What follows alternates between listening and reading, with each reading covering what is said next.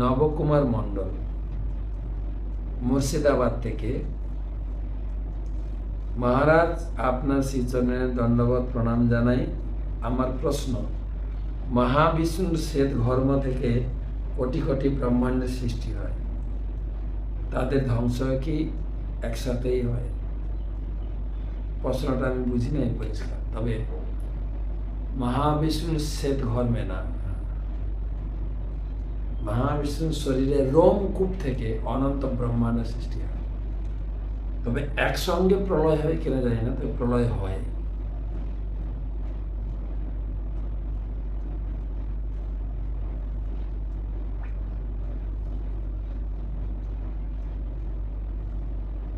পরবর্তী প্রশ্ন, দেবারতী বিদ্যা। মহারাজ, রাতুল চরণ প্রণাম। পরা এবং অপরা শক্তি কি? ভগবানের তৃতীয় শক্তির সাথে, ভগবানের তিনটা শক্তি, পরা, অপরা এবং তটস্থ। পরা মানে চিন্ময় শক্তি, অপরা মানে জড়া শক্তি, মাঝখানে জীব শক্তি, সে হচ্ছে তটস্থ শক্তি। সে চাইলে চিৎ শক্তিতে যুক্ত হতে পারে, চাইলে জড়া শক্তিতে যুক্ত হতে পারে।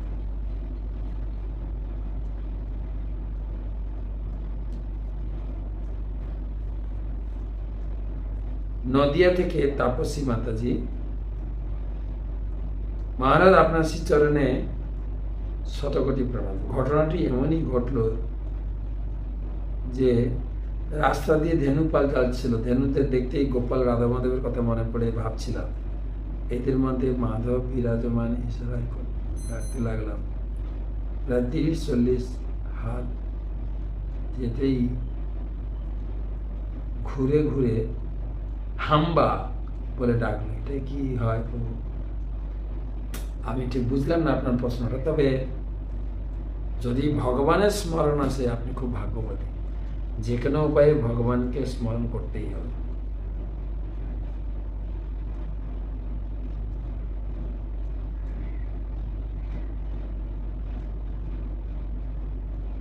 পরবর্তী প্রশ্ন 24 পরগনা থেকে সুদীপ। মহারাজ, ধন্যবাদ প্রণাম জানাই। মহারাজ, চৈতন্য মহাপ্রভু সমগ্র লীলায় চৈতন্য মহাপ্রভু তার শ্যামসুন্দর মুরলী ষড়ভুজ রূপ কতবার দর্শন দিয়েছেন এবং কার কার দেখিয়েছে, কাকে কাকে?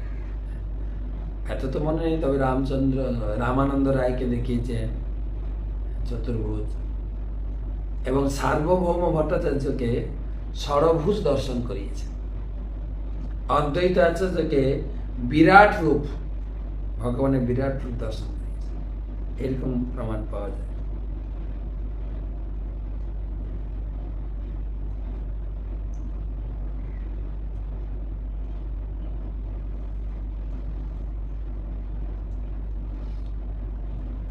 পরবর্তী প্রশ্ন, পূর্ব মেদিনীপুর থেকে দীপ মেহরা। হরে কৃষ্ণ মহারাজ, আমি ভাগবত কথা, ভগবানের লীলা কথা আমি কি আমার স্ত্রী আর কেউ যদি শুনতে চাই তাদেরকে আমি শোনাতে পারি? অবশ্যই শোনাবেন। শুনলে যা লাভ করবেন, শোনালে আপনি ডবল কৃপা পাবেন। এবং আপনার আরেকটা উপকার হবে, যে কথাটা শুনলেন অন্য কারোর কাছে কাউকে যদি শোনান, কাউকে যদি শেয়ার করেন, তাহলে আপনার মাথায় গেঁথে যাবে, কখনো আপনি ভুলবেন না। অবশ্যই শোনাবেন।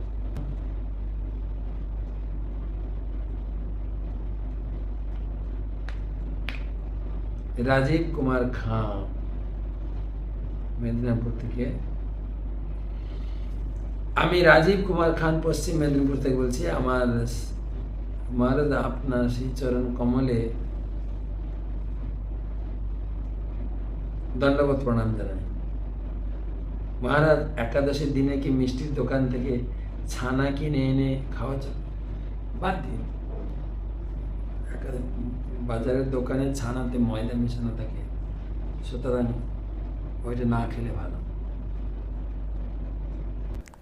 প্রশ্ন করেছেন পিয়ালি সাধু খাঁ। আমি হাওড়া আন্দুল থেকে পিয়ালি সাধু খাঁ বলছি। আমাদের এখানে সবাই বলে ইসকন থেকে দীক্ষা নেওয়া সহজ নয়, কিন্তু আমি ইসকন থেকে দীক্ষা নিতে চাই। আমি মালা জপ, গীতা পাঠ, তুলসী মহারানী সেবা এগুলো করছি। তো দীক্ষা নিতে অবশ্যই পারবেন। কঠিন সোজা এটা বক্তব্য নয়, আপনি নিজে তৈরি হলেই। তবে আপনাকে বলবো, আমাদের ইসকনের যে কোনো একটা প্রচার বিভাগের সঙ্গে যুক্ত থাকবেন, তারা আপনাকে গাইড করে খুব তাড়াতাড়ি দীক্ষা পেতে পারবেন। দ্বিতীয় প্রশ্ন করেছেন অনিক মণ্ডল জলপাইগুড়ি থেকে। আমার আজকের প্রশ্ন, দীক্ষা না নিয়ে কি গলায় তুলসীমালা পরা যায়? আরে দীক্ষার আগে তো পরে অভ্যাস করতে হবে। আমাদের দীক্ষার আগে 1-2 বছর অভ্যাস করানো হয়। অবশ্যই আপনি তুলসীমালা পরবেন এবং দীক্ষা নেওয়ার জন্য রেডি হয়ে যান। দীপালি মণ্ডল, হরে কৃষ্ণ মহারাজ, আপনার চরণে প্রণাম। আমার প্রশ্ন যে জগন্নাথের সমস্ত প্রসাদ বিমলা দেবীকে দেওয়া হয় কেন? আরে এটাই তো পুরো গল্পের কাহিনী। বিমলা দেবী প্রসাদ নিয়ে এসছেন, তাই বিমলা দেবীর কাছে সমস্ত ভোগ দেওয়া হয়। ভগবানকে ভোগ লাগানোর আগে এটাকে বলে ভোগ, ভোগ লাগানোর পরে হয় প্রসাদ, আর সেই প্রসাদ বিমলা দেবীর কাছে যাওয়ার পরে হয় মহাপ্রসাদ। আমরা মহাপ্রসাদ পাই। ঢাকা থেকে মিম, আমার একটা প্রশ্ন ছিল, তাহলে একজন ভক্ত মাতাজি সন্তান প্রসবের পর কি সাধারণ সমাজের নিয়ম মেনে 1 মাস সর্বপ্রকার ভগবানের কাছ থেকে বিরত থাকবেন, নাকি তার জন্য ভক্তি জীবনের আলোকে অন্য কোনো উপদেশ আছে? যদি বাড়িতে ভগবানের সেবা করার কেউ থাকে, আলাদা থাকবেন। আলাদা থাকলে ভালো,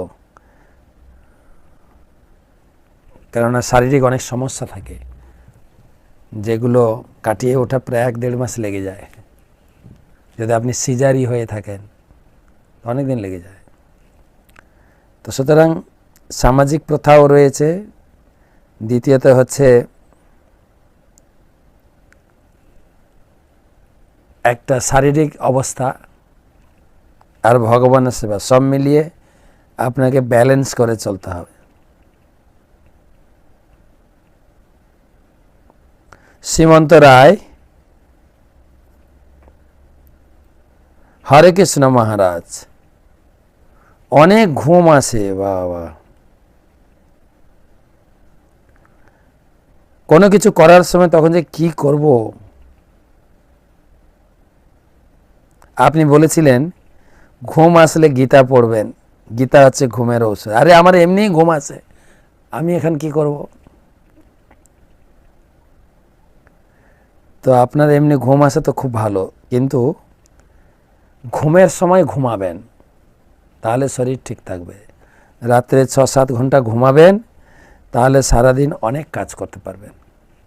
একটা রুটিন বানিয়ে আপনাকে চলতে হবে, কখন ঘুম